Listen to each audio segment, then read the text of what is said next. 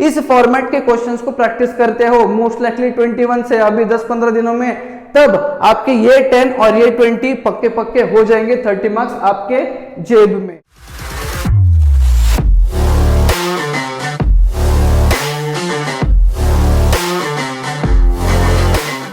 तो हाय नमस्कार दोस्तों, मैं सौरभ आपका एडुगाता में स्वागत करता हूं। आज की वीडियो में हम लोग इंग्लिश का पेपर पैटर्न देखने वाले हैं और आज की वीडियो में मैं आपको 10 मिनट के अंदर अंदर इंग्लिश का पूरा पेपर पैटर्न समझाने वाला हूं।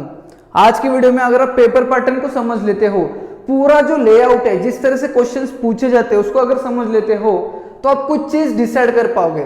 जैसे कि आप ये डिसाइड कर पाओगे कि जितने भी सेक्शंस दिए उनमें से कौन से सेक्शंस आपको अच्छे से आएंगे, किस सेक्शन में आपको ज्यादा मेहनत करने की जरूरत है, किस सेक्शन में ज्यादा प्रैक्टिस करने की जरूरत है।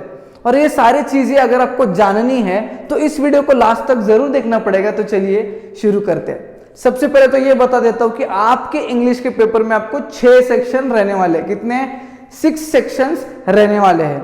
हर एक सेक्शन के बारे में जानेंगे इन डिटेल। सबसे पहले तो सेक्शन 1 रहेगा language study which will be for 10 marks.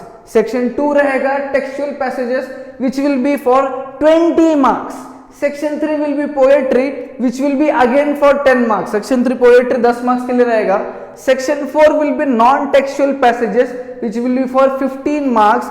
Section 5 will be writing skills which will again for 15 marks. And section 6 जो कि लास्ट सेक्शन है क्रिएटिव राइटिंग, जो कि रहने वाला है आपका 10 मार्क्स के लिए। और इस तरह से पूरे 80 मार्क्स होने वाले हैं।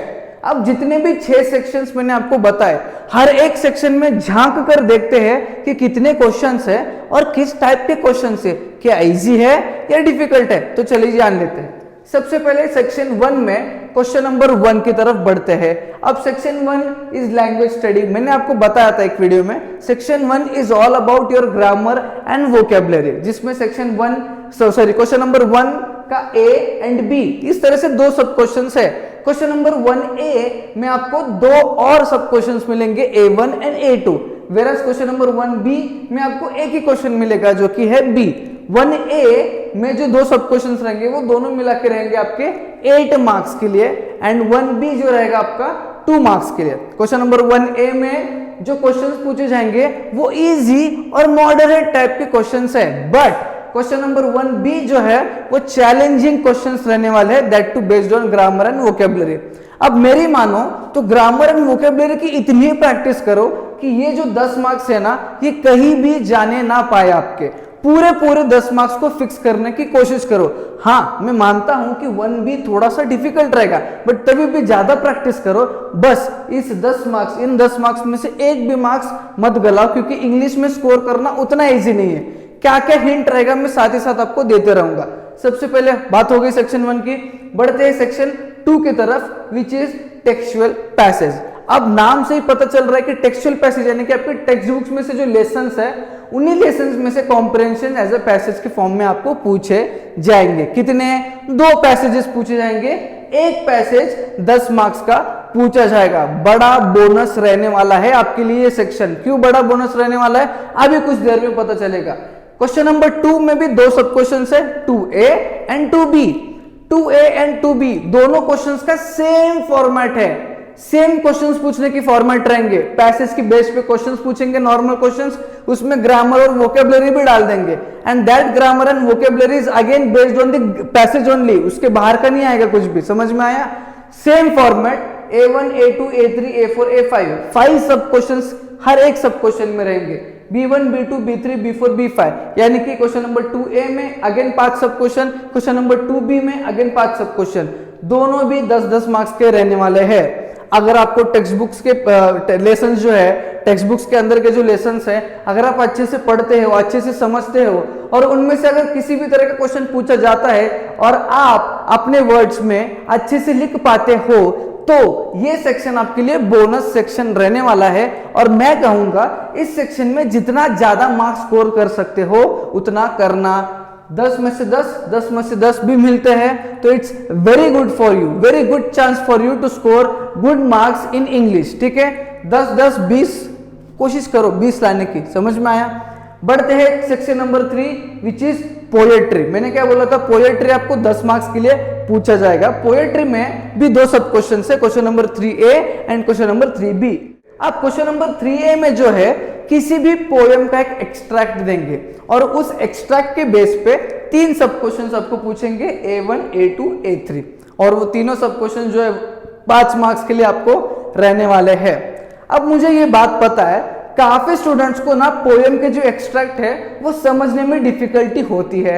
अब पोएम के एक्सट्रैक्ट को समझने में डिफिकल्टी होती है, उसके ऊपर उसके जो क्वेश्चंस पूछेंगे यहाँ पर A1, A2, A3 में, उसके आंसर्स करने में भी थोड़ी सी डिफिकल्टी हो जाती है। आई नो, मैं ये मान के चलता हूं कि सारे बच्चों को 5 में से 5 तो मिल नहीं सकते, बट कम से कम 5 में से 2 और 2.5 लाने की तो पूरी कोशिश करिए, इसकी भी प्रैक्टिस करिए, आसान है, हो जाएगा, गिव अप मत करिए इसमें भी, ठीक है। और उसके बाद जो सबसे इंपॉर्टेंट थिंग है that is appreciation of a poem. कुछ भी करिए बट एप्रिसिएशन ऑफ पोयम को अच्छे से प्रैक्टिस करके जाइए, क्योंकि आपको तो पता ही है एप्रिसिएशन पे पक्का एक क्वेश्चन तो आने वाला है। किसी भी तरीके से हमें 5 मार्क्स अगर लाने हैं अच्छे से तो एप्रिसिएशन को प्रैक्टिस करना है। 2, 3, 4, 5 जितने चाहे उतने एप्रिसिएशन लिख के निकालिए, प्रैक्टिस करिए, बट प्रैक्टिस करिए। ये जो पोएट्री वाला सेक्शन है ये थोड़ा सा डिफिकल्ट आपको लग सकता है, इसमें एक ही चीज है जो आपको कॉन्फिडेंस बढ़ा सकती है, that is this appreciation of poem. इतना तो मैंने हिंट दे दिया है। अगले सेक्शन की तरफ बढ़ते हैं, section number 4। Section number 4 is non textual passages. Non textual passages यानी कि टेक्स्ट बुक के बाहर से पैसेज पूछा जाएगा। अब उसमें भी question number 4A and 4B ऐसे 2 सब क्वेश्चन है। अब ध्यान से सुनना, question number 4A is exact replica of question number 2A and 2B। समझ में आया? फिर से बताता हूं, क्वेश्चन नंबर 4A जो है वो एग्जैक्ट रेप्लिका यानी कि एग्जैक्ट कॉपी रहने वाला है question number 2A and 2B का। Copy in the sense format के फॉर्म में बोल रहा हूं, उसका फॉर्मेट और इनका फॉर्मेट एग्जैक्ट सेम। 5 सब question A1, A2, A3, A4, A5 same रहने वाले हैं। डिफरेंस इतना ही है, ये पैसेज टेक्स्ट बुक के बाहर का है और ये पैसेज टेक्स्ट बुक के अंदर के है। इतना ही डिफरेंस है, बाकी कुछ डिफरेंस नहीं है। अब अगर इन पैसेजेस को डिकोड कर पाते हो बढ़िया तरीके से, सॉल्व कर पाते हो बढ़िया तरीके से, तो ये वाला सेक्शन में ये वाला जो क्वेश्चन है 4A, इसको भी आप बढ़िया तरीके से डिकोड कर पाओगे। अगर आपको इनमें 10 + 10 20 मिल जाते हैं या फिर मिल सकते हैं, तो इस क्वेश्चन के मतलब इस क्वेश्चन नंबर 4A का 10 मार्क्स भी आपके पक्के गारंटी के साथ आने वाले हैं आप ही के साथ। समझ में आया? इतना मैं आपको हिंट दे रहा हूं, इतना इजी है। इजी तब है जब आप प्रैक्टिस करोगे, प्रैक्टिस बिना करे कुछ भी इजी नहीं जाने वाला है। इस फॉर्मेट के क्वेश्चंस को प्रैक्टिस करते हो मोस्ट लाइकली 21 से अभी 10-15 दिनों में, तब आपके ये 10 और ये 20 पक्के हो जाएंगे, 30 मार्क्स आपके जेब में। उसके बाद बात करते हैं question number 4B। 4B is a summary for the passage for a comprehension। ये जो पैसेज दिया है 4A में, उस पैसेज का समरी ही लिखना है क्वेश्चन नंबर 4B में। कितना इजी है, सुनने में इजी लग रहा है, लिखने में actually I don't know easy है या नहीं आपके लिए, बट देखो यहाँ पे आप एप्रिसिएशन लिखने की प्रैक्टिस कर रहे हो ना, उसी सेम तरीके से समरी लिखने की भी अगर प्रैक्टिस करते हो तो ये एडिशनल 5 + 5 10 मार्क्स है, आपके लिए बोनस बन सकते हैं। एप्रिसिएशन लिखने की प्रैक्टिस कर रहे हो ना, 2, 4, 5 एप्रिसिएशन लिख के उसी टाइम उसी के साथ साथ समरी राइटिंग की भी प्रैक्टिस करना। अब समरी ये जो पैसेज दिया है उसका लिखना है। अब आप ये नहीं कह सकते कि 5 समरी में से एक समरी पूछा जाएगा, नहीं, जो पैसेज आपको यहाँ पे पूछा जाएगा उसका समरी आपको लिखना है। इसलिए समरी किस तरह से लिखा जाता है इस चीज को प्रैक्टिस करिए। लर्न नहीं करना है समरी, किसी भी टॉपिक की समरी को, ठीक है। बात करते हैं next section, that is section 5, writing skills.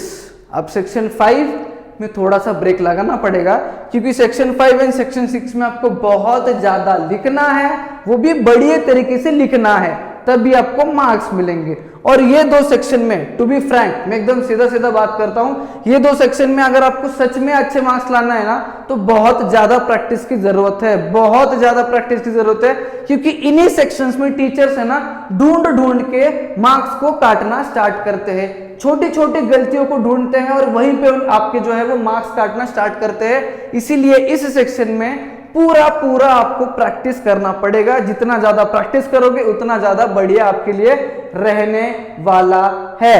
बात करते हैं क्वेश्चन नंबर 5 की। क्वेश्चन नंबर 5 में लेटर राइटिंग रहेगा, फॉर्मल या इनफॉर्मल। जिस स्टूडेंट को फॉर्मल पसंद है या फिर फॉर्मल पे ज्यादा कॉन्फिडेंस है वो फॉर्मल लिखे, जिनको इनफॉर्मल की मतलब इनफॉर्मल अच्छा लगता है, इनफॉर्मल लिखने में उनको कॉन्फिडेंस आता है, वो इनफॉर्मल लिखिए। ये पहले से ही डिसाइड करके रखिएगा, बट क्वेश्चन पढ़ने के बाद भी आप उसको डिसाइड कर सकते हो। जो क्वेश्चन आपको इजी लग रहा है वो वाला जो टॉपिक है वो सिलेक्ट करिए और अच्छे से लिखिए, फॉर्मेट में लिखिए और 5 मार्क्स आपके पक्के कीजिए। बात करते हैं क्वेश्चन नंबर 6 की। क्वेश्चन नंबर 6 में दो सब क्वेश्चन है, question number 6A and 6B। 6A में आपको इंफॉर्मेशन ट्रांसफर आएगा जिसमें आपको वर्बल टू नॉन वर्बल और नॉन वर्बल टू वर्बल पूछा जाएगा। शॉर्ट में बताता हूं, मेरे पास टाइम नहीं है। वर्बल टू नॉन वर्बल में पहले तो वर्बल टू नॉन वर्बल बताता हूं, जिसमें आपको एक पैसेज दिया जाएगा जिसमें वर्बली सारा इंफॉर्मेशन उस पैराग्राफ में दिया जाएगा।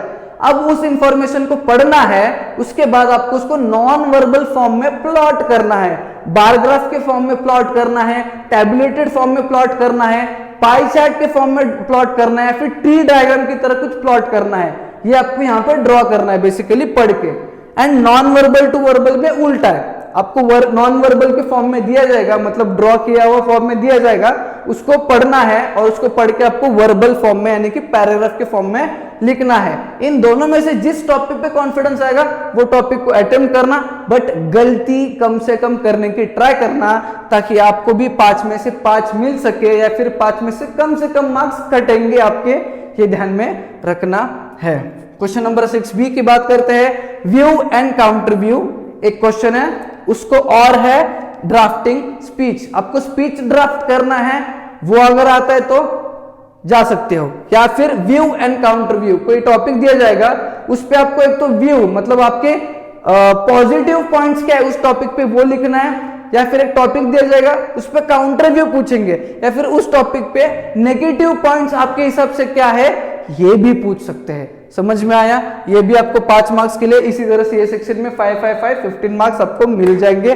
बात करते हैं सेक्शन 6 की, विच इज क्रिएटिव राइटिंग। जब तक आप क्वेश्चन नंबर 5 एंड 6 खत्म करोगे तब तक और एक क्वेश्चन यानी कि और 2 क्वेश्चन आपकी वेट कर रहे होंगे, वो भी बड़े बड़े रहने वाले हैं।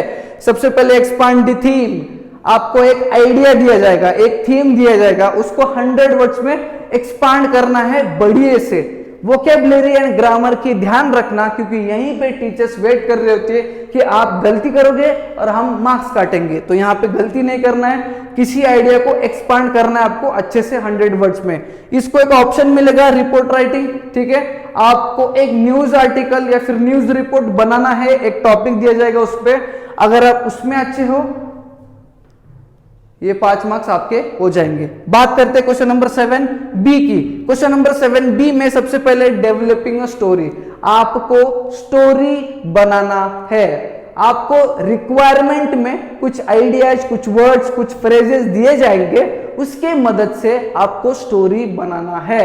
ये स्टोरी बनाते समय आपको जो सेंटेंस फॉर्मेशन, आपके टेंसेस, वोकैबुलरीज, ये बहुत ज्यादा मायने रखेंगे। इनको मैम या फिर आपके जो भी टीचर रहेंगे वो ढंग से पढ़ के ही मार्क्स देने वाले हैं, तो उतना ध्यान में रखना। आड़ा टेढ़ा स्टोरी बचपन में जो हम बनाते थे उस तरह से स्टोरी नहीं बना के आना है। समझ में आया?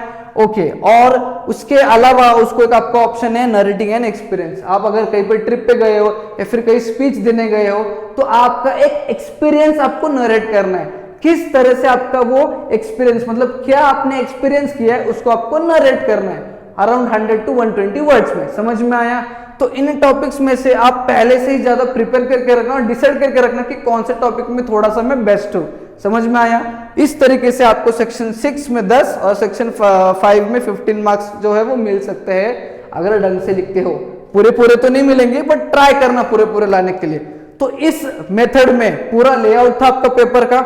अब ये वीडियो देखने के बाद, पूरा देखने के बाद आप समझ चुके होंगे।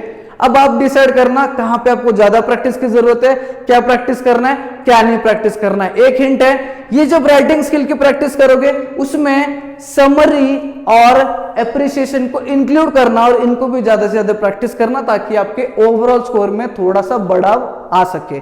वीडियो अच्छा लगा होगा तो एक लाइक जरूर करना, ज्यादा से ज्यादा बच्चों में शेयर करना, नहीं हो तो चैनल को सब्सक्राइब करके जाना। हम मिलेंगे न्यू वीडियो में।